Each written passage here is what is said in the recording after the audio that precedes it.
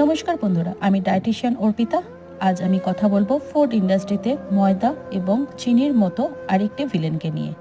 হ্যাঁ, আমি যার সঙ্গে কথা বলছি সেটি হলো পাম অয়েল। পাম অয়েল মূলত একটি ভেজিটেবল অয়েল।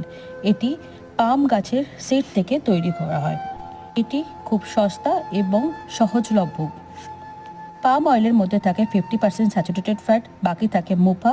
এছাড়া আছে প্রচুর পরিমাণে ভিটামিন এ, ই, ওমেগা 6।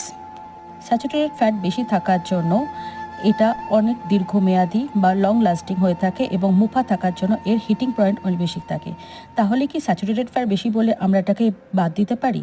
তাহলে তো হোল এগ বা ফুল ফ্যাট মিল্ক বা ঘিতেও স্যাচুরেটেড ফ্যাট থাকে, তো এগুলো আমরা কনজিউম করি। কিন্তু আমাদের মনে রাখতে হবে, যে কোনো স্যাচুরেটেড ফ্যাটযুক্ত খাবার আমরা মডারেশনে ইউজ করলে সেটা আমাদের শরীরের পক্ষে ভালো। পাম অয়েলে ভিটামিন এ এবং অ্যান্টিঅক্সিডেন্ট থাকা এটা আইসাইট জনিত প্রবলেম এবং অ্যান্টি এজিং বা আমাদের ব্রেনের নার্ভাস সিস্টেমকেও অনেক বুস্ট করতে সাহায্য করে। তবে কি আমরা নিয়মিত কুকিং বা ফ্রাইংয়ের জন্য পাম অয়েল ইউজ করতে পারি? একদমই না।